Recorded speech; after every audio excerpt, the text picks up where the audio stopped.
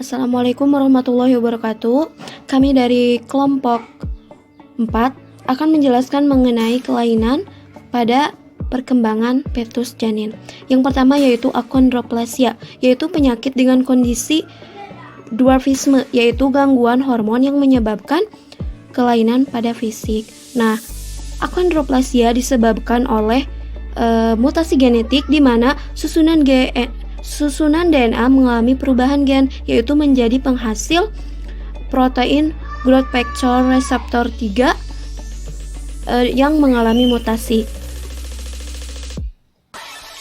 Cara penanganan penyakit achondroplasia: yang pertama, diberikan obat anti radang dengan sesuai resep dokter. Yang kedua, diberikan obat antibiotik bila terjadi infeksi pada telinga. Yang ketiga, dilakukan prosedur operasi jika ada keluhan kaki memanjang, menekuk, dan terjadi kifosis.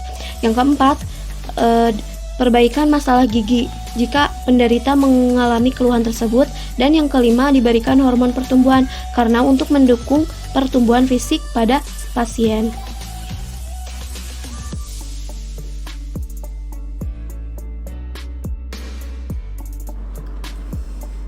Bismillahirrahmanirrahim. Assalamualaikum warahmatullahi wabarakatuh.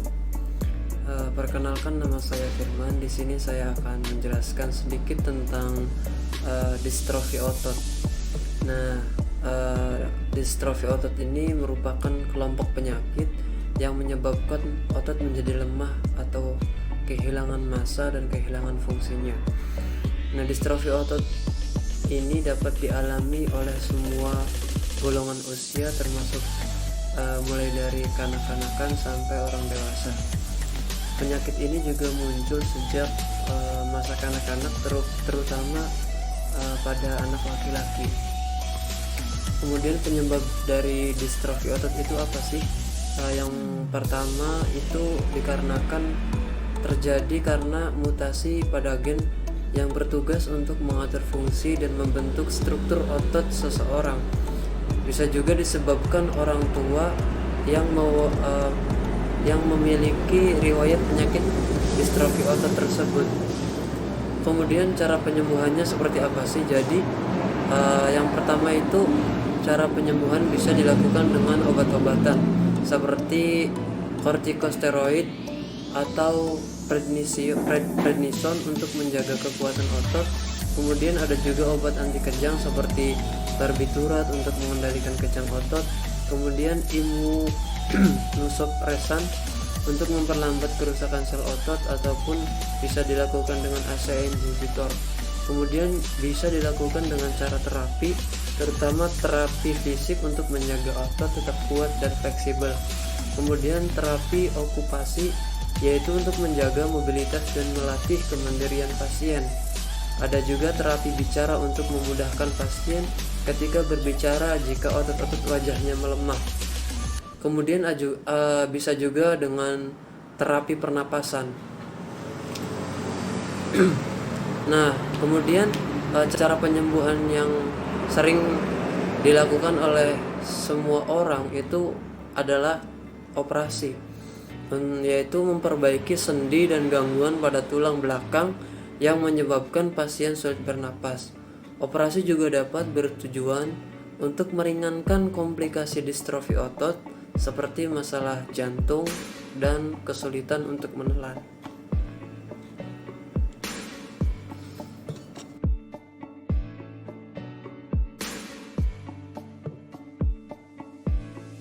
Saya Rahma Asri Padilla dari kelas Biologi B kelompok 4. Di sini akan menjelaskan tentang ichthyosis congenita.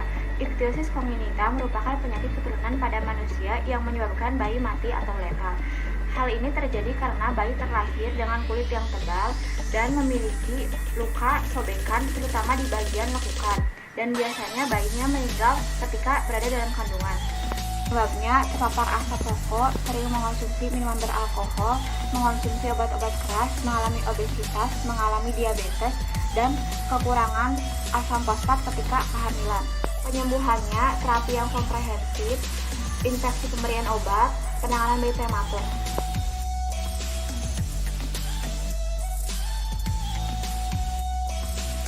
Baik, saya Ade Sujati dari kelompok 4 Biologi B semester 5. Saya di sini akan sedikit menjelaskan tentang kelainan perkembangan fetus janin. Kelainan perkembangan fetus janin yang saya akan bahas yaitu tentang bibir sumbing. Baik, kelainan pada bibir sumbing merupakan kelainan yang menyebabkan munculnya celah pada bagian bibir. Definisinya merupakan kelainan yang akan menyebabkan munculnya celah di bagian bibir. Baik, penyebab dari kelainan ini yang pertama itu dari ibu ya. Yang pertama itu dari ibu. Dari ibu, kenapa dari ibu? Ibu pada saat hamil atau mengalami kehamilan itu mengalami yang terjadi itu adalah komplikasi kehamilan yang akan menyebabkan kelainan tersebut akan muncul pada si bayi atau janin yang dikandungnya. Yang kedua itu kekurangan nutrisi yang dibutuhkan saat hamil. Yang ketiga, ibu hamil itu mengkonsumsi rokok pada saat hamil atau pada saat kehamilan berlangsung. Nah, yang keempat itu adalah efek samping dari obat-obatan dan alkohol yang dikonsumsi saat serta pernikahan sedara. Ini adalah salah satu dari penyebab kelainan tersebut. Cara penyembuhan. Baik, cara penyembuhannya itu yang pertama, tahap 1 adalah dilakukan pada bayi usia 3 bulan untuk memperbaiki bibir sumbing dengan menutup celah bibir, yaitu operasi tahap 1. Nah, operasi tahap 2 yaitu operasi langit-langit. Operasi langit-langit sumbing yang bertujuan untuk menutup celah dan memperbaiki langit-langit mulut, mencegah penumpukan cairan telinga, serta membantu perkembangan gigi dan tulang wajah. Jadi operasi tahap 2 itu ke operasi bagian langit-langit yang sumbing. Nah, operasi yang tahap 3, jika ada gangguan telinga atau pemasangan tabung telinga, ini untuk bertujuan supaya resiko penurunan pendengaran atau gangguan pendengaran ini saat terjadinya operasi tahap 1 dan tahap 2 bisa tidak beresiko terhadap pendengaran si bayi tersebut.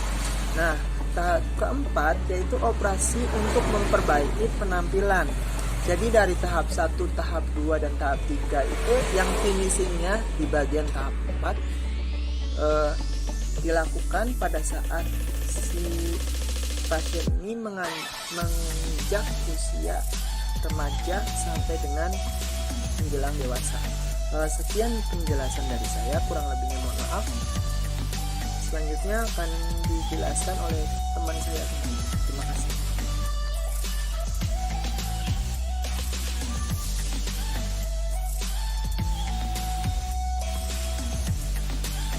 Assalamualaikum warahmatullahi wabarakatuh.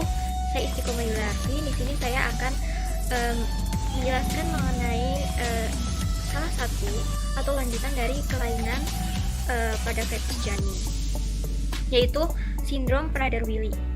Sindrom Prader-Willi ini adalah genetik yang menyebabkan gangguan pada fisik, mental, atau bahkan pada perilaku. Nah, sindrom Prader-Willi ini terjadi pada 1 dalam 10 bahkan 30.000 orang. Penyebabnya itu terjadi pada genetik atau diwariskan dari keluarga yang memiliki riwayat sindrom Prader-Willi.